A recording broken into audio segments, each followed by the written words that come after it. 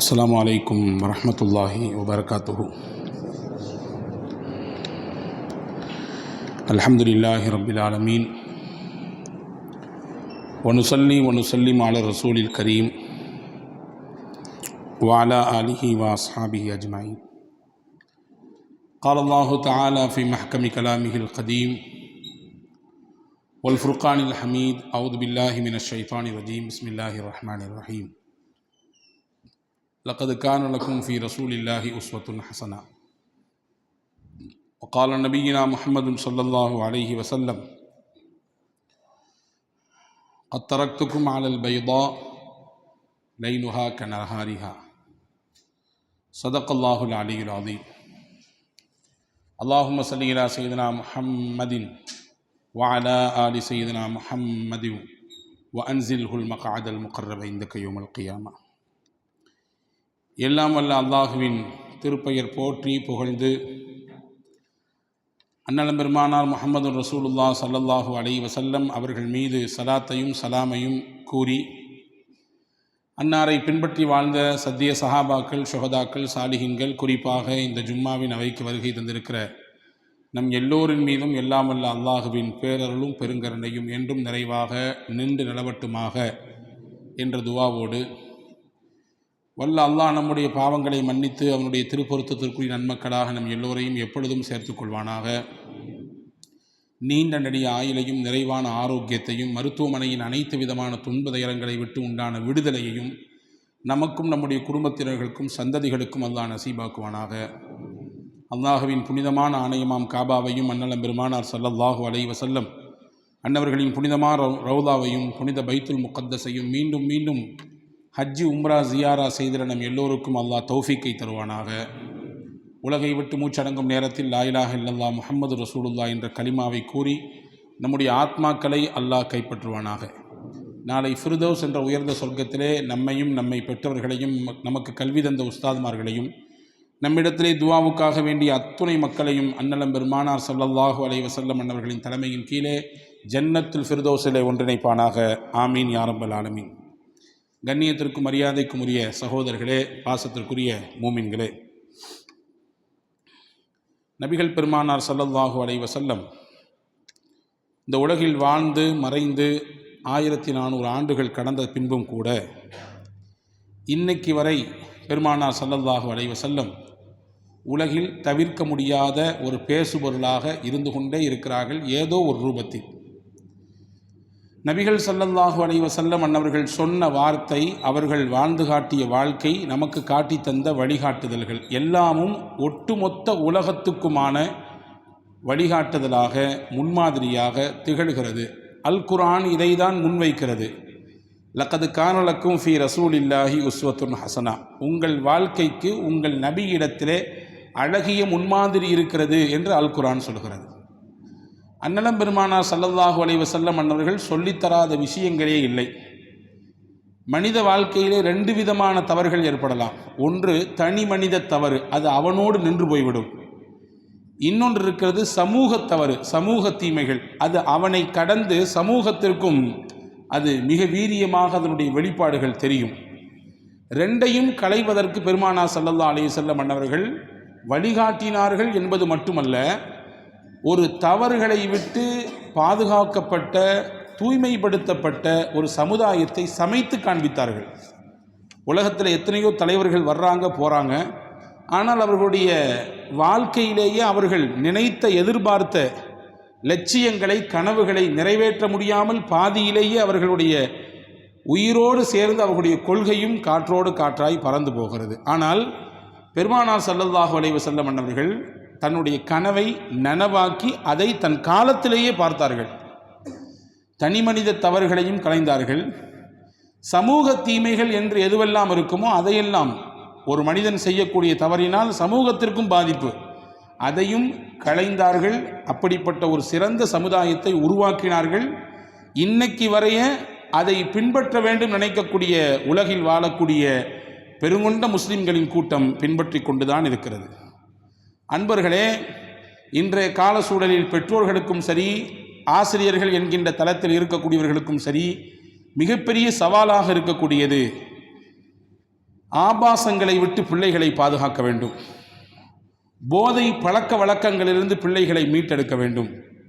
தவறான சகவாசம், கூடா நட்பு கேடாய் முடியும் என்று சொல்வார்களே, அப்படியான கூடா நட்பிலே நம் பிள்ளைகள் மாட்டிக்கொண்டு தங்கள் வாழ்க்கையை சிதைத்து சின்னாபின்னப்படுத்திவிடக்கூடாது என்ற அச்சமும் பயமும் மிகுந்த எதிர்பார்ப்பும் இன்னைக்கு பெற்றோர்களுக்கும் இருக்கிறது, சுற்றி இருக்கிற ஆசிரிய தளத்தில் சமூகத்தினுடைய உயர்ந்த பொறுப்புகளில் இருக்கக்கூடியவர்களுக்கும் இருக்கிறது. காரணம், ஒழுக்கங்களை கற்பித்து தரக்கூடிய முக்கியமான கலாசாலைகள், அதாவது கல்வியின் தளங்களில் கூட இன்று அந்த பிள்ளைகள் சீரழிந்து போவதற்குரிய சூழ்ச்சிகள் அவர்களை சுற்றி பின்னப்பட்டிருக்கிறது. அவர்களை வழிதருமாறச் செய்ய, வாழ்க்கையின் அவர்களின் லட்சியத்தை அடைய விடாமல் தடுக்க, அவர்களுடைய கனவுகளை சிதைக்க, அவர்கள் எட்டி பிடிக்க வேண்டிய வாழ்க்கையின் உயரத்தை பாதியிலேயே தடை போட்டு அவர்களை முடக்க பல வேளைகள் நடக்கிறது. அதிலே கொஞ்சம் வெற்றியையும் கண்டு கொண்டிருக்கிறார்கள் குறுமதியாளர்கள் என்பதை நாம் பார்த்து வருகிறோம். இந்த காலகட்டத்தில் பூமான் நபி ஸல்லல்லாஹு அலைஹி வஸல்லம் அன்னவர்கள் இளைஞர்களை உருவாக்குவதற்கு எப்படியான மிகச்சிறந்த வழிகாட்டுதலை தந்தார்கள் என்பதை நாம் கவனத்தில் கொள்ள வேண்டும். ஒரு ஒழுக்கமிக்க சமுதாயம்தான் ஆரோக்கியமான சமுதாயம் என்பதை சொல்லி தந்தார்கள். இன்னைக்கு எல்லாம் இருக்கிறது, ஒழுக்கம் இருக்கிறதா என்றால் அதிலே மிகப்பெரிய கேள்விக்குறிதான் இருக்கிறது. கல்வி இருக்கிறது, சிறந்த அறிவு இருக்கிறது, சிறந்த ஆற்றல் இருக்கிறது, திறமைகள் இருக்கிறது, ஒழுக்கம் அது எந்த கிடையில் கிடைக்கும் என்ற கேள்விதான் இன்று நம்மிலே பல பிள்ளைகளின் எதிர்கேள்வியாக இருக்கிறது. பெருமானா ஸல்லல்லாஹு அலைஹி வஸல்லம் ஒழுக்கமிக்க சமுதாயம்தான் ஆரோக்கியமான சமுதாயம் என்பது மட்டுமல்ல, ஒழுங்கீனப்பட்டு போனால் அது அவனோடு முடியக்கூடியதல்ல, அதனுடைய தீமையும் பாதிப்பும் சமூகத்திற்கும் ஏற்படும் என்பதை உணர்த்தி காண்பித்தார்கள். ஹதீஸிலே வருகிறது பாருங்கள், ஸஅலபத் பின் அப்துர் ரஹ்மான் என்கின்ற ஒரு வாலிப தோழர் நபி ஸல்லல்லாஹு அலைஹி வஸல்லமுக்கு ஹாதிமாக பணி விடை செய்யக்கூடியவராக இருந்தவர், ஒரு பணியாளர். ரசூலுல்லாஹ் ஒரு வேலையாக வெளியே அனுப்புகிறாங்க. அவரை வெளியே போனவர் அப்படியே போனார். அந்த காலத்திலெல்லாம் வீட்டிலே கதவெல்லாம் கிடையாது, டோர்லாம் இல்லை.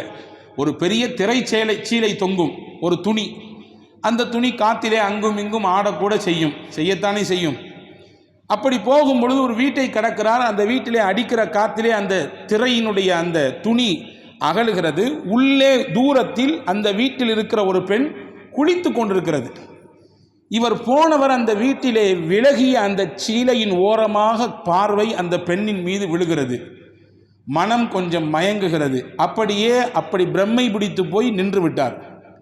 கொஞ்ச நேரத்தில் ஏதோ ஒரு அச்சம், பயம் அவர் உள்ளத்திலே போட்டு குலுக்குகிறது. என்ன வேலைக்கு வந்த, என்ன வேலை பார்த்துக்கிட்டு இருக்க? உன்னை முகமது நபி எதற்கு அனுப்புனாங்க? இங்கே வந்து இந்த வேலையை பார்க்குறிய நீ? குர்ஆன் இறங்கி கொண்டிருக்கக்கூடிய காலம் அல்லவா இது? அல்லாஹ் வஹியை கொடுத்தா என்ன ஆகும் உன் கதை? ரசூலுல்லாவுக்கு அல்லாஹ் உன்னுடைய முகத்தை உரித்து காண்பித்து விட்டால் நீ என்ன செய்தாய் என்பதை குர்ஆனின் மூலமாக விளக்கிவிட்டால் என்ன காரியம் பண்ணிவிட்டாய் என்கின்ற அச்சம் அவரை தொடருகிறது. பயந்து ஓடிவிட்டார். மக்காவுக்கும் மதீனாவுக்கும் இடையிலே ஒரு பெரிய மலை குன்றுக்கு மேலே ஏறி கதறி அழுது அல்லாஹ்விடத்திலே தௌபா செய்கிறார். யா அல்லாஹ், என்னை நீ அவமானப்படுத்தி விடாதே, என்னை கேவலப்படுத்தி விடாதே. என் மனம் கொஞ்சம் தடுமாறிவிட்டது. நபி சொன்ன வேலையை செய்யாமல் நான் கொஞ்சம் மறந்து விட்டேன். எனவே நீ பிடித்து விடாதே என்று அழுதாள். ஒரு நாள் இல்லை, 2 நாள் இல்லை, 40 நாட்கள். ரசூலுல்லாஹ் அனுப்புனாங்க. இந்த மாதிரி நிறைய பணிகள் இருந்தது. எனவே இவரை அனுப்பியதையும் அது திரும்பி அவர் வரவில்லை என்பதையும் நபிகள் கவனத்தில் கொள்ளவில்லை. 40 நாளைக்கு பின்னால் ஜிப்ரீல் அலைஹிஸ்ஸலாம் நபி ஸல்லல்லாஹு அலைஹி வஸல்லம் இடத்திலே வந்தார்கள். வந்தவர்கள் சொன்னார்கள், ஜிப்ரீல் அலைஹிஸ்ஸலாம், அல்லாஹ் உங்களுக்கு சலாம் சொல்லி அனுப்பினான். உங்கள் தோழர்களில் ஒருவர் இந்த குறிப்பிட்ட மலைக்கு மேலே ஏறி உட்கார்ந்து அழுது கொண்டிருக்கிறார். நரக நெருப்பிலிருந்து பாதுகாப்பு தேடிட்டு இருக்கிறாரு. என்ன ஏதுன்னு கூப்பிட்டு அவரை விசாரிங்க, அல்லாஹ் சொல்லி அனுப்புனான்னு சொன்னாங்க. ரசூலுல்லாஹி ஸல்லல்லாஹு அலைஹி வஸல்லம் 2 சஹாபாக்களை கூப்பிட்டாங்க. சையதுனா உமர் ரலியல்லாஹு அன்ஹு, சையதுனா சல்மான் ரலியல்லாஹு அன்ஹு. போய் அவரை கூட்டு வாங்கன்னாங்க. போனார்கள், தேடி பார்த்தார்கள். அங்கே விசாரித்த பொழுது அப்படி ஒருவர் இருக்கிறார் என்பதை கண்டு கொண்டார்கள். இரவின் துவக்கம் வந்தவுடன் அவர் மலையிலிருந்து கீழே இறங்கினார். அழுது கொண்டே வந்தார். வந்தவரை 2 பேரும் பிடிச்சிட்டு வாங்க, ரசூலுல்லாஹ் கூப்பிட்டாங்க. இங்கே உட்காந்து அழுதுட்டு இருந்தால் என்ன அர்த்தம்? இல்லை, என் பாவம் பெருசு, நான் எந்த முகத்தை வச்சு ரசூலுல்லாவை பார்க்குறது? என்னை அனுப்புனாங்க ஒரு வேலைக்கு, ஆனால் நான் வந்து வேறு வேலையெல்லாம் செஞ்சு விட்டேன். என்ன எண்ணத்தோடு அந்த சஹாபாக்களை பெருமானார் உருவாக்கியிருக்கிறார்கள் என்று பாருங்கள். இல்லை இல்லை உங்களை ரசூலுல்லாஹ் வர சொன்னாங்க, கூட்டி வர சொன்னாங்க, வாங்க. அப்போ ஒரே ஒரு ஆசை எனக்கு, என்னை கூட்டிகிட்டு போங்க. ஆனால் ரசூலுல்லாஹ் தொழுகை நடத்திட்டு இருக்கும்பொழுது நான் பின்னாடியோடி வந்து நிற்கணும். நேருக்கு நேராக உடனே போனவுடன் அவர்களின் முகத்தை முழுமையாக பார்ப்பதற்கு எனக்கு தைரியம் இல்லை. எனவே தொழுகை நடக்கும் பொழுது கடைசியாக என்னை கூட்டி போங்கள். சரி, கூட்டி வந்தாச்சு. மதீனாவிலே தொழுகையிலே பெருமானார் ஸல்லல்லாஹு அலைஹி வஸல்லம் தக்பீர் கட்டுகிறார்கள். நபிகளின் கிராத்தினுடைய சப்தத்தை கேட்ட மாத்திரத்தில் நின்றவர் அப்படியே மயக்கமிட்டு கீழே விழுந்து விட்டார். தொழுகை முடிந்தது. சையதுனா சல்மான் ரலியல்லாஹு உமர் ரலியல்லாஹு ரசூலுல்லாஹ் பார்த்தாங்க. சாலபாவை எங்கே, சாலபத்து பின் அப்துர் ரஹ்மானை எங்கே என்று கேட்டவுடன் ரசூலுல்லாஹ்ட்ட சொன்னாங்க, அந்த இருக்கார், மயங்கி விழுந்து கிடக்கிறார். எங்கெங்க போனீங்க, இங்கே வாங்கன்னாங்க ரசூலுல்லாஹ். யார் ரசூலுல்லாஹ், என்னுடைய பாவம் பெருசு, நான் பாவம் செஞ்சிட்டேன். சரி, பாவம் பெருசா அல்லாஹ்வுடைய திருவசனம் பெருசா? அல்லாஹ் அல் குர்ஆனில் சொல்கிறான், ரப்பனா ஆத்தினா ஃபித் துன்யா ஹஸனா வஃபில் ஆখিরাতি ஹஸனத்தன் வகினா அஸாபன்னார். யார் இந்த வசனத்தை ஓதுறாங்களோ அவங்களுடைய பாவத்தை எல்லாம் அல்லாஹ் அழிக்கிறான். உலகத்திலும் யா அல்லாஹ் எனக்கு நன்மையை கொடு, ஆখিরাத்திலும் எனக்கு நன்மையை கொடு, நரகத்தின் நெருப்பை விட்டு காப்பாற்றி விடு என்ற துவாவை ஓதுகும் பொழுது அவருடைய பாவத்திற்கு அது பரிகாரமாக மாறுகிறது.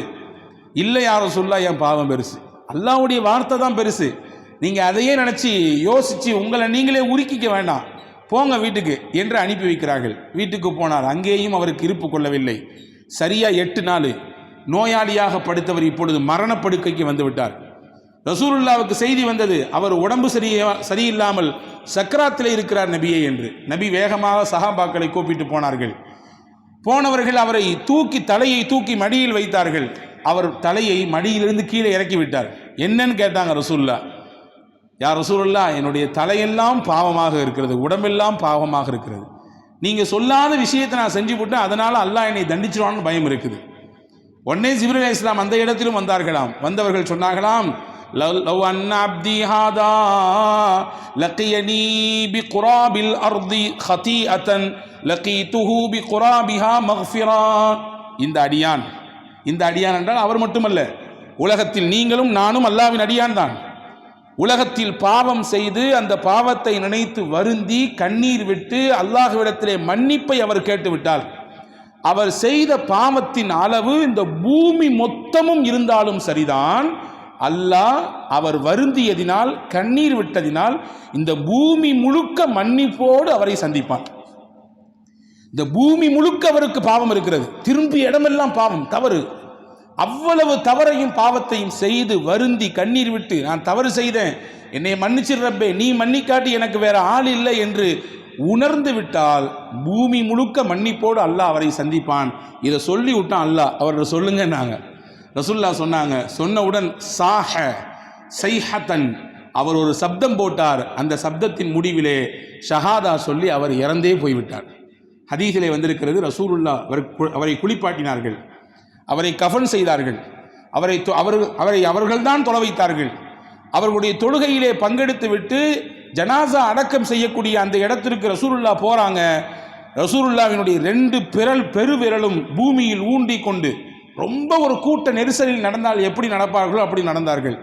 சஹாபாக்கள்லாம் எல்லாம் முடிஞ்ச பின்னாடி கேட்டாங்க, யார் ரசூலுல்லாஹ், இவ்வளவு நீங்கள் ரொம்ப நெருக்கடியாக நடந்து வந்த மாதிரி தெரிஞ்சே, இது நாள் வரை இப்படி உங்களை பார்த்ததில்லையே என்று கேட்டபொழுது ரசூலுல்லாஹி ஸல்லல்லாஹு அலைஹி வஸல்லம் சொன்னார்கள், இந்த அடியாரின் தௌபாவை அல்லாஹ் அங்கீகரித்து விட்டான் என்பது மட்டுமல்ல, இவருடைய ஜனாசாவிலே பங்கெடுப்பதற்கு அல்லாஹ் மலக்குகளையும் அனுப்பி வைத்து விட்டான். அந்த மலக்குகளின் கூட்ட நெரிசல் தாங்க முடியாமல் தான் நான் அப்படி நடந்து போனேன் என்று பெருமானார் ஸல்லல்லாஹு அலைஹி வஸல்லம் சொன்ன செய்தியை நாம் ஹதீதுகளிலே பார்க்கிறோம். இங்கே நமக்கான செய்தி என்னவென்றால், ரசூலுல்லாஹ் ஒரு ஒழுக்கமிக்க சமுதாயத்தை உருவாக்கி காட்டதின் ஒரு புள்ளிதான் இது. இந்த மாதிரி எக்கச்சக்கமான ஆயிரக்கணக்கான நிகழ்ச்சிகள் இருக்கிறது. இப்போ ஒரு ஒழுக்கமிக்க சமுதாயம் தான் ஆரோக்கியமான சமுதாயம் என்பதை பெருமானார் ஸல்லல்லாஹு அலைஹி வஸல்லம் உருவாக்கி காண்பித்தார்கள். இதே சமூகம்தான் நபிகளின் நபித்துவத்திற்கு முன்னால் எப்படியான ஒழுங்கீனமான விஷயங்கள் எல்லாம் செய்து கொண்டிருந்தார்கள், முகம் சுளிக்க வைக்கக்கூடிய காரியங்களில் எல்லாம் ஈடுபட்டு கொண்டிருந்தார்கள் என்பதை வரலாறுகள் சொல்லத்தானே செய்கிறது. அப்படிப்பட்டவர்களை மாற்றி காண்பித்த பெருமை பெருமானாருக்கு உண்டு. எனவேதான் நபிகளை சுற்றி சுற்றி வாலிபர்கள் எப்பொழுதுமே இருப்பார்கள். தேர்ந்த வாலிபர்களை பெருமானார் புறக்கி எடுத்து அவர்களை எல்லாம் தலைவர்களாக பெருமானார் மாற்றி காண்பித்தார்கள். சையதுனா முஆத் இப்னு ஜபல் ரலியல்லாஹு தஆலா 33 வயசுல ஷஹீதானாங்க. ஆனால் முஆத் இப்னு ஜபல் ரலியல்லாஹு அன்ஹு இஸ்லாத்துக்கு அவங்க கொடுத்த அர்ப்பணிப்பு, அவர்களுடைய பங்களிப்பு மகத்தானது. சையதுனா அப்துல்லாஹ் இப்னு அப்பாஸ் ரலியல்லாஹு அன்ஹு சின்ன வயசிலேயே குர்ஆனின் ஞானமும் விளக்கமும் பெறப்பட்டவர் என்கின்ற செய்தியை சுபசோமனமாக நபியிடத்திலிருந்து பெற்றார்கள். சையதுனா அப்துல்லாஹ் இப்னு மஸ்ஊத் ரலியல்லாஹு அன்ஹு குர்ஆன் எப்படி இறங்கியதோ அப்படியே நீங்கள் படிக்க விருப்பப்பட்டார். இப்னு மஸ்ஊத் இடத்துல உட்கார்ந்து கேளுங்க, அவருக்கு தான் அப்படியான தெளிவு இருக்கிறது என்று பெருமானார் ஸல்லல்லாஹு அலைஹி வஸல்லம் சொன்னார்கள். சையதுனா ஸைத் இப்னு சாபித், இன்னைக்கு குர்ஆன் நம்ம கையில தொகுப்பா இருக்குன்னா அதை உருவாக்கி தந்த பெருமைக்குரியவர் ஸைத் இப்னு சாபித் ரலியல்லாஹு அன்ஹு. சையதுனா அபூ ஹுரைரா, ஹதீஸுகள் இன்னைக்கு நமக்கு ஆயிரக்கணக்கில் கிடைத்திருக்கிறது என்றால் அதற்கு முக்கிய காரணம் சையதுனா அபூ ஹுரைரா ரலியல்லாஹு அன்ஹு. அப்துல்லாஹ் இப்னு உமர் ரலியல்லாஹு அன்ஹு. சுன்னத்துகளான ஹதீஸுகள் இன்னைக்கு நமக்கு கிடைக்கிறது. எக்கச்சக்கமான நபியினுடைய சுன்னத்துகள் இன்னைக்கு உம்மத்தில் ஹயாத்தா இருக்குன்னா அதற்கு மூல காரணம் சையதுனா அப்துல்லாஹ் இப்னு உமர்.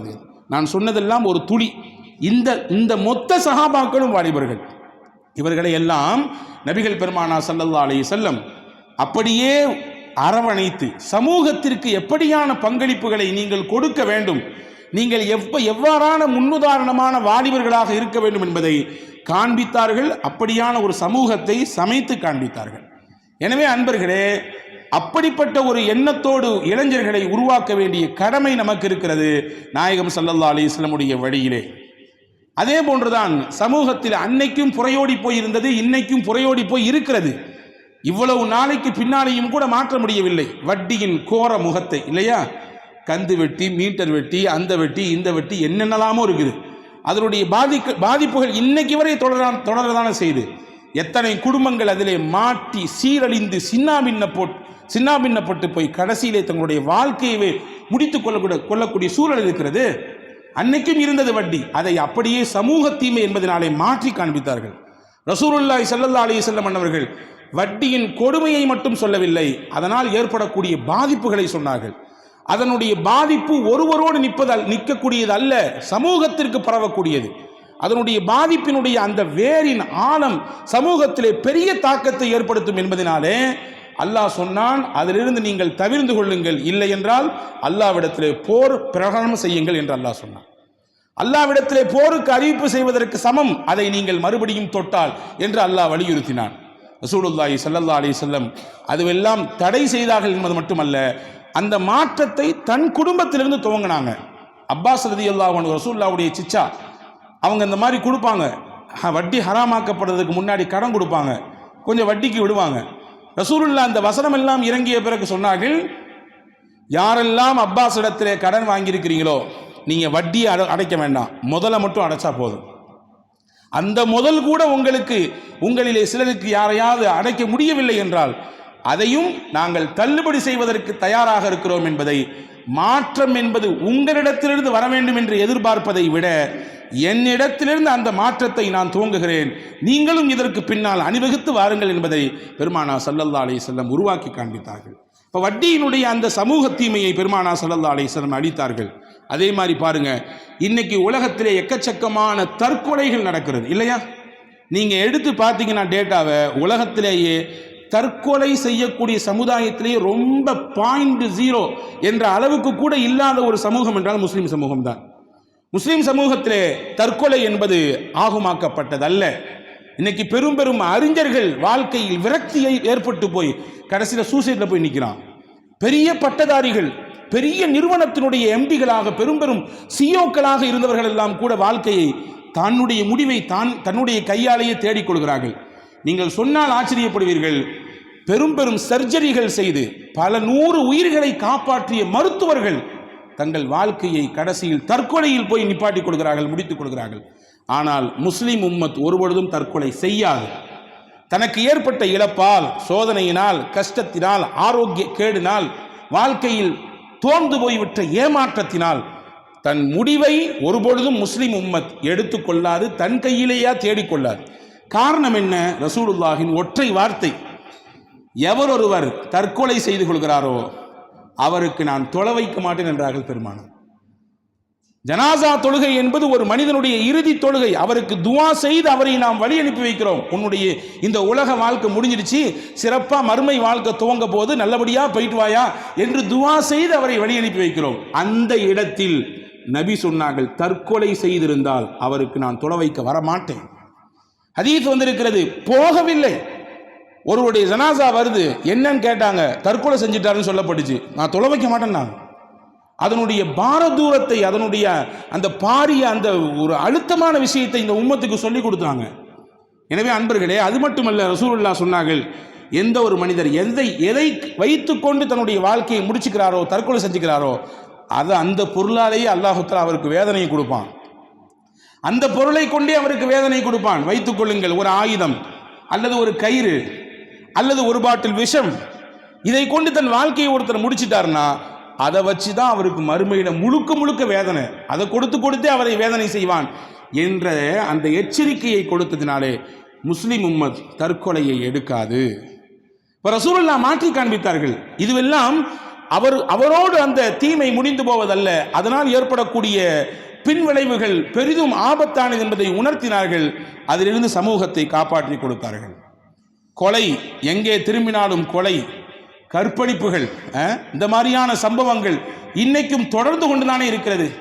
சின்ன அற்ப காரணங்கள் தொட்டு பெண்ணம்பெரிய விஷயங்கள் வரை இன்னைக்கு சர்வ சாதாரண ஒன்றாக கொலை மாறி இருக்கிறது. ரசூலுல்லாஹி ஸல்லல்லாஹு அலைஹி வஸல்லம் உம்மத்தை எச்சரித்தார்கள், இஜ்தனிபு அல் மூபிகாத், சபஅல் மூபிகாத், 7 பெரும்பாவங்களை தவிர்த்து கொள்ளுங்கள். அந்த 7 பெரும்பாவங்களில் ஒன்று ஒரு மனிதனை, ஒரு ஆத்மாவை அநியாயமாக கொலை செய்வது. அல் குர்ஆன் சொன்னது, ஒரு அநியாயமாக ஒரு ஆத்மாவை ஒருவர் கொலை செய்தால் இந்த உலகத்தையே அழித்ததுக்கு சமம். அல்லாஹ் ஒருத்தருடைய கொலைக்கு, இறப்புக்கு ஒருத்தர் காரணமானார்னா, அநியாயமாக அந்த இறப்புக்கு இவர் காரணமாகிவிட்டால் ஒட்டுமொத்த உலகத்தையுமே அழிச்சதுக்கு சமம். அல்லாஹ் நபிகள் பெருமானா ஸல்லல்லாஹு அலைஹி வஸல்லம் ஹஜ்ஜத்துல் வதாவிலே தன்னுடைய இறுதி பேரிலே கேட்டார்கள், ஐயு பலதின் ஹாதா, இது எந்த ஊர் என்று உங்களுக்கு தெரியுமான்னு கேட்டாங்க. சஹாபாக்கள், அல்லாஹு வ ரசூலுஹு அலம். ஐயு ஷஹரிக்கும் ஹாதா, இது எந்த மாசம் தெரியுமான்னு கேட்டாங்க. அல்லாஹு வ ரசூலுஹு அலம். அடுத்து கேட்டாங்க, ஐயு யௌமிக்கும் ஹாதா, இது எந்த நாள்னு தெரியுமான்னு கேட்டாங்க. அல்லாஹு வ ரசூலுஹு அலம், அல்லாஹ்வுக்கும் ரசூலுக்கு தான் தெரியும். ரசூலுல்லாஹ் சொன்னாங்க, இது புனிதமான மக்கா நகர் இல்லையா, இது புனிதமான துல்ஹஜ்ஜி மாதம் இல்லையா, இது புனிதமான துல்ஹஜ்ஜினுடைய 9வது நாள் அரஃபாவுடைய நாள் இல்லையா? ஆமா யா ரசூலுல்லாஹ், இது மக்கா தான், இது அரஃபா தான், இது அரஃபாவுடைய நாள் தான், இது புனிதமான துல்ஹஜ்ஜி தான் சொல்லிட்டு சொன்னாங்க ரசூலுல்லாஹ், இன்ன திமாஅக்கும் வ அம்வாலக்கும் வ அஅராலக்கும் ஹராமுன் அலைக்கும் கஹுர்மதி யௌமிக்கும் ஹாதா வ ஷஹரிக்கும் ஹாதா வ பலதிக்கும் ஹாதா. உங்களிலே அநியாயமாக ஒருவரின் இரத்தத்தை ஓட்டுவது, ஒருவருடைய தன்மானத்தை உதாசீனப்படுத்துவது, சுரண்டி பார்ப்பது, ஒருவருடைய பொருளை அநியாயமாக அபகரிப்பிருக்கிறதே, இது எந்த அளவுக்கு மோசமானது என்றால், இந்த நாளின் மீது எவ்வளவு கண்ணியம் இருக்கிறதோ, இந்த ஊருக்கு எவ்வளவு பெரிய சிறப்பு இருக்கிறதோ, இந்த மாதத்திற்கு எவ்வளவு பெரிய சிறப்பு இருக்கிறதோ, இதையெல்லாம் விட மேன்மையானது உங்கள் சகோதரரின் இரத்தம், அவனுடைய தன்மானம், அவனுடைய பொருளாதாரம், அதைவிட மேன்மையானது என்று பெருமானார் ஸல்லல்லாஹு அலைஹி வஸல்லம். உலகமே இன்னைக்கு மக்கா நகரை நோக்கி படையெடுத்து போகுது. ஏன் போது? அந்த ஊருக்கென்று ஒரு சிறப்பு இருக்கிறது, அந்த ஊரில் அல்லாஹ்வின் ஆலயம் இருக்கிறது. ரசூல் சொன்னார்கள், இந்த ஊரை விட ரொம்ப மேன்மையானது ஒருவரின் தன்மானம், ஒருவருடைய உயிர், ஒருவருடைய பொருள், இதைவிட மேன்மையானது என்பதை சொன்னார்கள். உலகத்தில் எந்த தலைவரால் இப்படி சொல்ல முடியும்? ஒரு அநியாயமாக ஒருவரின் உயிரை எடுக்கக்கூடாது என்பதை சொன்னதினாலே இன்னைக்கு வரைய முஸ்லிம் உம்மத் கொலைக்கு காரணமாக ஆகாது, கொலையும் செய்யாது, கொலைக்கு காரணமாகவும் ஆகாது. அதே போன்றுதான் பெரிய சமூக தீமைகளிலே முக்கியமானது, முதன்மையானது மதுவினுடைய கொடுமை. இன்னைக்கு வரையும் மதுவுக்கு போராடிட்டு இருக்கிறாங்களே, பூரணமான மது விலக்கு வேண்டும் என்று, இல்லையா? சமீபத்தில் கூட நடந்த ஒரு பெரிய போராட்டத்தில் ஒரு பெரிய கட்சியினுடைய தலைவர் பேசுகிறார், இன்னைக்கு வரைய 14 நூற்றாண்டுகளாக உலகத்திலே முஸ்லிம் என்கின்ற அந்த ஒரு பெரிய சமுதாயம் மதுவை தொடாமல் இருக்கிறது என்றால் அதற்கு மூல காரணம் முஹம்மது நபி ஸல்லல்லாஹு அலைஹி வஸல்லம் என்று அந்த ஆயிரக்கணக்கான மக்கள் இருக்கக்கூடிய மேடையிலே அந்த தலைவர் பேசுகிறார் என்றால் இது யாருக்கு பெருமை? நமக்கு பெருமை என்பதை தாண்டி நம்மை வார்த்தெடுத்த முஹம்மது நபிக்கு அல்லவா பெருமை. இது எப்படிப்பட்ட ஒரு சமுதாயத்தை பெருமானார் ஸல்லல்லாஹு அலைஹி வஸல்லம் உருவாக்கி காட்டினாங்க. மதுவை இன்னைக்குனாலும் யாராலும் தடுக்க முடியலையே, சர்வ சாதாரணமான ஒரு பழக்கமாக மாறி இருக்கிறது. சிறுவர்கள், அதாவது அதுக்கு அடிமைப்படக்கூடிய வயதை எடுத்துக்கொண்டால் பரிதாபமாக இருக்கிறது. ஏழாம் வகுப்பு 8ஆம் வகுப்பு படிக்கக்கூடிய மாணவர்கள் அடிமையாகிறார்கள் என்கின்ற ஒரு சர்வே ரிப்போர்ட் சொல்லுகிறது. பெரிய பெரிய வயதில் குடித்தவர்கள் எல்லாம் இன்னைக்கு சின்ன சின்ன வயதில் இருக்கக்கூடியவர்கள் எல்லாம் அதற்கு அடிமையாகி கொண்டிருக்கிற சூழல். பெரிய பெரிய தவறுகளுக்கெல்லாம் மூல காரணமாக அதுதான் இருக்கிறது. எக்கச்சக்கமான விபத்துகள், அதனுடைய மூல காரணம் மது அறிந்துவிட்டு ஓட்டினார், எனவே விபத்து. பெரிய பெரிய தவறுகள், கற்பழிப்புகள், பல்வேறு விதமான பாலியல் அத்துமீறல்கள், அதற்கெல்லாம் பின்னால் இருப்பது மதுதான் மதுதான் மதுதான். இந்த மதுவை பெருமானா ஸல்லல்லாஹு அலைஹி வஸல்லம் ஒழித்து காண்பித்தார்கள். இன்னைக்கு வரை முஸ்லிம் உம்மது தொடரதில்லையே. ஈமானோடு இருக்கக்கூடியவர்கள் கண்டிப்பாக தொடமாட்டார்களே. அந்த வாடை கூட அவர்களுக்கு பிடிக்காதே. ஏன்? ரசூலுல்லாஹ் சொன்னார்கள், உருவாக்கினார்கள். எப்படி உருவாக்கினார்கள்? ஹதீஸிலே வந்திருக்கிறது, மன் ஷரிபல் ஹம்ர வசக்கரலம் துக்பலு லஹு ஸலாத்து 40 சபாஹா. எவரொருவர் மதுவை ஒரே ஒரு டிராப் குடிச்சிட்டாரோ 40 நாள் அவர் செய்த அமல்கள் எல்லாம் மோசம், நாசம். 40 நாள் அவர் தொழுத தொழுகை, 40 நாள் அவர் ஓதிய ஓதுதல், 40 நாள் அவர் செய்த நன்மை எல்லாம் நாசமா போயிடும். சொல்லிட்டு ஒரு வார்த்தை சொன்னாங்க, அதுதான் எச்சரிக்கை. இந்த உம்மத்தை போட்டு கட்டி போட்டு வச்சிருக்கக்கூடிய எச்சரிக்கை அதுதான். ரசூல் சொன்னாங்க, வைன் மாத தஹலன்னார், அந்த மது குடித்திருக்கக்கூடிய நிலையிலேயே அவருக்கு மௌத்து வந்துவிட்டால் நரகத்துக்கு போவார். அல்லாஹ் பாதுகாக்க வேண்டும். அந்த மது அவருடைய உடலில் இருக்கும் அந்த நேரத்தில் அவருக்கு மரணம் வந்துவிட்டால் தஹலன்னார், அவர் நரகத்திற்கு தான் செல்வார் என்றார்கள் பெருமானா ஸல்லல்லாஹு அலைஹி வஸல்லம். எவ்வளவு பெரிய எச்சரிக்கை! அதனாலதான் அந்த முஸ்லிம் மது பயப்படுது. சலாசத்துன் லா யதுகுலுல் ஜன்னா, மூன்று நபர்கள், 3 தன்மையுடையவர்கள் சொர்க்கத்தில் நுழையவே முடியாது. நாங்கள் ரசூலுல்லாஹ் 3 குணமுள்ளவர்கள் சொர்க்கத்திற்குள் நுழையவே முடியாது என்றார்கள் பெருமானா ஸல்லல்லாஹு அலைஹி வஸல்லம். யார் அவர்கள்? ரசூலுல்லாஹ் சொன்னாங்க, முதுமினுல் ஹம்ர், மதுவை விரும்பி அருந்தக்கூடியவர், மதுவை அதிகமாக குடிக்கக்கூடியவர். 2வது சொன்னாங்க காத்திஉர் ரஹம், சொந்தம் வேண்டான்னு வெட்டி விட்டவர், சொந்தம் வேண்டாம் என்று வெட்டி விட்டவர். 3வது சொன்னார்கள் முசத்திகும் பிஸ்ஸிஹர், சூனியத்தை நம்பி பொழப்பு நடத்தி கொண்டிருக்கக்கூடியவர். ஒருத்தருக்கு ஒருத்தர் சூனியம் வைக்கிற, அவர் நல்லா நாசமா போனதுக்காக எண்ணி அவருக்கு எதிராக திட்டங்களை செய்தல். இந்த 3 தன்மை மிக்கவர்கள் சொர்க்கத்தில் நுழைய மாட்டார்கள் என்று பெருமானார் ஸல்லல்லாஹு அலைஹி வஸல்லம் சொன்ன ஹதீஸ் இருக்கிறது. எனவே இதுவெல்லாம் தான் முஸ்லிம் உம்மத்தை கட்டி போட்டு வைத்திருக்கிறது. விளம்பர தூதுவர்களாக கூட நாங்கள் வரமாட்டோம் என்று பிரபலங்கள் மதுவுக்கு எதிராக குடிக்கக்கூடிய கோஷம், இதிலே முகமது நபி ஸல்லல்லாஹு அலைஹி வஸல்லம் தான் வெளிப்படுகிறார்கள். உங்களுக்கு தெரியலாம் என்று நினைக்கிறேன், சவுத் ஆப்பிரிக்கா என்ற நாட்டினுடைய கிரிக்கெட் வீரர்களிலே முக்கியமான ஒரு நபர் முஈனுத்தீன், அவர் தான் அணிந்திருக்கக்கூடிய அந்த ஜெர்சியிலே ஒரு மதுவினுடைய கம்பெனியின் விளம்பரம் இருக்கிறது என்பதனாலே அதை அணிய மாட்டேன் என்று சொன்னார். நான் அணிந்து கொண்டு நடமாடினேன் என்றால் ஏதோ ஒரு மறைமுகமாக அந்த கம்பெனிக்கு நான் ஆதரவு தருவதாக அர்த்தம். அதை பார்த்து பலர் குடிப்பார்கள், அதற்கு நான் ஒரு காரணமாக ஆகிவிடுவேன் என்பது மட்டுமல்ல, எங்கள் இறை தூதர் முகமது நபி ஸல்லல்லாஹு அலைஹி வஸல்லம் விரும்பாதது அது. நம்ம எல்லாத்துக்கும் தெரியும், விளையாட்டு என்றால் முடிந்ததற்கு பிறகு அந்த வெற்றி விழாவை கொண்டாடுவதற்கு பீரை எடுத்து அப்படியே குலுக்கி அதனுடைய நுரையை எல்லாம் பீச்சி அடித்து கொண்டு மகிழ்ச்சியை வீரர்கள் கொண்டாடுவார்கள். நாம் பார்த்திருக்கிறோம். ஆஸ்திரேலியா நாட்டிலே இருக்கக்கூடிய ஒரு முஸ்லிம் வீரர், நான் இவர்களை ஆதரிக்கிறேன் என்று நினைத்துக் கொள்ள வேண்டாம். எதற்கு நான் சொல்லுகிறேன் என்றால், ஒரு முஸ்லிமின் உள்ளத்தில் மதுவின் மீது எந்த அளவுக்கு வெறுப்பு இருக்கிறது என்பதை முகமது நபி ஸல்லல்லாஹு அலைஹி வஸல்லம் வாழ்ந்து மறைந்து 14 நூற்றாண்டுக்கு பிறகும் நிரூபித்துக் கொண்டிருக்கிறார்கள் என்பதற்கு சொல்லுகிறேன். அந்த வீரரின் பெயர் உஸ்மான் ஹவாஜா. அந்த எல்லா வீரர்களும் நிற்கிறாங்க, 10-15 பேர். வெற்றி கோப்பையெல்லாம் கொடுத்தாச்சு. கொடுத்ததுக்கு பின்னாடி அந்த பீரை வச்சு செலிப்ரேஷன் பண்ண போகிறாங்க. அவர் இருக்கிறான்றதுக்காக வேண்டி அந்த வீரர்கள், மற்ற வீரர்கள் எல்லாம் கொஞ்சம் மௌனமாக இருக்கிறாங்க. அவர் எந்திரிச்சு தன்னுடைய சக இன்னொரு முஸ்லிம் வீரரை கூப்பிட்டு கொண்டு அந்த குழுவிலிருந்து வெளியே போகிறார். அதற்கு பிறகு இங்கு கொண்டாட்டம் துவங்குகிறது.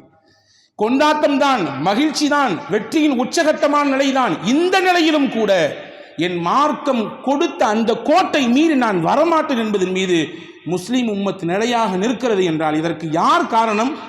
முகமது நபி ஸல்லல்லாஹு அலைஹி வஸல்லம் தான் காரணம். எனவேதான் இன்னைக்கு வரையும் நாம் அவர்களுக்கு கடமைப்பட்டிருக்கிறோம். ஒரு ஒப்பற்ற சமூகத்தை சமைத்து காண்பித்தார்கள் என்பது மட்டுமல்ல, சமூக தீமைகள் எதுவோ அதையெல்லாம் கலைந்து வேறறுத்து ஒரு புனிதமிக்க பரிசுத்தமான சமுதாயத்தை இந்த உலகத்திற்கு உருவாக்கி தந்த பெருமை முஹம்மதுன் ஸல்லல்லாஹு அலைஹி வஸல்லம் அவர்களை சாரும். அனஸ் ரலியல்லாஹு சொல்றாங்க, மது தடை செய்யப்பட்டு விட்டது என்கின்ற வசனம் இறங்குச்சு. ஆனால் வீட்டில் நிறைய பேர் குடிச்சிட்டு இருக்காங்க, மடாமடவாக குடித்தாங்க. இன்னைக்கு என்ன குடிகாரர்கள்! இதை விட அரபுகள் அவர்களுக்கு ரொம்ப பெரிய கஷ்டம் என்னன்னா, மது இல்லாமல் வாழவே முடியாது, மூச்சே விட முடியாது. அந்த அளவுக்கு இரண்டர கலந்தவர்கள். அனஸ் ரலியல்லாஹுடைய அறிவிப்பு ஹதீஸிலே வந்திருக்கிறது. ஹஜ்ரத் சையதுனா அபூ தல்ஹா, சையதுனா அபூ அய்யூப் ரலியல்லாஹு அன்ஹு, இன்னும் சில சஹாபாக்கள் சேர்ந்து ஒரு வீட்டில் உட்கார்ந்து பார்ட்டி, அங்கே மதுதான் பரிமாறப்பட்டு கொண்டிருக்குது. ஒருத்தர் வந்தார் அந்த விளையாட்டு, அல் பலகக்குமுல் ஹபர், ஏதாவது செய்தி உங்களுக்கு கிடைச்சதா அப்படின்னு கேட்டார் வந்தவர். என்ன ஹபர், என்ன செய்தி? இன்னும் எதுவும் கிடைக்கலையே. இப்போ வந்தவர் சொன்னார், ஹுர்ரிமத்தில் ஹம்ர், அல்லாஹ் ஹராமாக்கி விட்டான் மதுவை என்று சொன்ன மாத்திரத்திலேயே, இந்த வார்த்தை மட்டும் தான் சொன்னார், வேற எதுவும் சொல்ல. அல்லாஹ் குர்ஆனின் வழியாக மதுவை தடை செய்து விட்டான், ஹராமாக்கி விட்டான். இந்த வார்த்தையை கேட்ட உடனே அந்த வீட்டினுடைய உரிமையாளர் சொன்னாராம் அனஸ் ரலியல்லாஹு இடத்திலே, பேரலாக வைத்து மூடி வைக்கப்பட்டிருந்த அந்த மதுவினுடைய டின்னுகள் எல்லாம் கவிழ்த்து விடுங்கள், இஹ்ரிகு, அதை மொத்தத்தையும் கவுத்து விடுங்கன்னாங்க. கவுத்து விட்டாங்கன்ற மட்டும் செய்தி இல்லைங்க, அதோட முடியலை. பொதுவாகவே தப்பு செய்யக்கூடிய சிலர் நினைப்பதுண்டு, இனிமே இதை நம்ம தொடவே கூடாது, வாழ்க்கையில் இனிமே இந்த முசீபத்தை கையில் எடுத்துடவே கூடாது. மறுநாள் பார்த்தா அந்த முதல் ஆளாக அவன் தான் போய் நிற்பான் முன்னாடி, இல்லையா? ஹதீஸிலே வந்திருக்கிறது, அந்த சஹாபாக்கள் ஒருவர் கூட இந்த தடை செய்யப்பட்டதற்கு பிறகு ஒரு நாள் கூட கொஞ்சோண்டு குடிச்சுக்கலாமா நினைப்பு கூட வந்ததில்லை, குடிக்கவில்லை. அப்படி என்றால் இந்த மகத்தான மாற்றத்தை யார் ஏற்படுத்தி கொடுத்தது? ரசூலுல்லாஹி ஸல்லல்லாஹு அலைஹி வஸல்லம். வைத்திருந்த பாத்திரங்கள், அந்த மது வைத்திருந்த பாத்திரங்களை எல்லாம் கழுகுனாங்களாம், மண்ணை போட்டு கழுகுனாங்களாம். சில பேர் சஹாபாக்கள் அந்த மொத்த பாத்திரத்தையும் உடைத்து தூள் தூளாக நொறுக்கி விட்டாங்களாம். அது இருந்தால் கூட நமக்கு அந்த சிந்தனை ஏற்பட்டு விடலாம் என்ற அக்கறை, அந்த எண்ணம் அவர்களை அப்படி செய்ய வைத்தது என்ற வரலாற்றில் இருக்கிறாங்க. எனவே சமூக தீமைகளை களைந்த ஒரு மகத்தான மாமனிதராக முஹம்மது நபி ஸல்லல்லாஹு அலைஹி வஸல்லம் இருக்கிறார்கள். எனவே தான் நான் ஆரம்பத்தில் சொன்னேன், தனி மனிதனுடைய தீமைகளையும் தவறுகளையும் பெருமானார் மாற்றி காண்பித்திருக்கிறார்கள். பொய் சொல்லக்கூடாது, புறம் பேசக்கூடாது, சொந்தங்களை அரவணைக்க வேண்டும், வெட்டிவிடக்கூடாது, நீதமாக இருக்க வேண்டும், ஹலாலை மட்டுமே உண்ண வேண்டும், ஹராம்களை தொடக்கூடாது. இப்படி தனிப்பட்ட வாழ்க்கையில் இருக்கக்கூடிய விஷயங்களை சொல்லிக் கொடுத்த நபிகள் சமூகத்திலே ஏற்படக்கூடிய தீமைகள், ஒரு மனிதன் செய்வதால் ஏற்படக்கூடிய சமூக தீமைகள் என்ன, அதையும் எப்படி களைந்து உங்களை நீங்கள் தூய்மையானவர்களாக வைத்துக் கொள்ள வேண்டும் என்பதை பெருமானார் ஸல்லல்லாஹு அலைஹி வஸல்லம் அழகாக வாழ்ந்து காண்பித்து நமக்கு வழிகாட்டியிருக்கிறார்கள். அந்த ஒப்பற்ற இறை தூதர் முஹம்மது ஸல்லல்லாஹு அலைஹி வஸல்லம் அவர்களுக்கு வாழ்நாள் முழுக்க நாம் கடமைப்பட்டிருக்கிறோம். அவர்களை நினைத்து அவர்கள் மீது ஸலவாத்தை சொல்லி அவர்கள் மீது பிரியத்தோடு வாழ்ந்து அவர்கள் காட்டிய வழியிலே நிலைத்தின்று வாழக்கூடிய தௌஃபீக்கை உங்களுக்கும் எனக்கும் எல்லா மக்களுக்கும் வல்ல அல்லாஹ் வழங்கி அருள் புரிவானாக. ஆமீன். வாஹிரு தஅவானா அனில் ஹம்துலில்லாஹி ரப்பில் ஆலமீன். அஸ்ஸலாமு அலைக்கும் வரஹ்மத்துல்லாஹி வபரகாத்துஹு.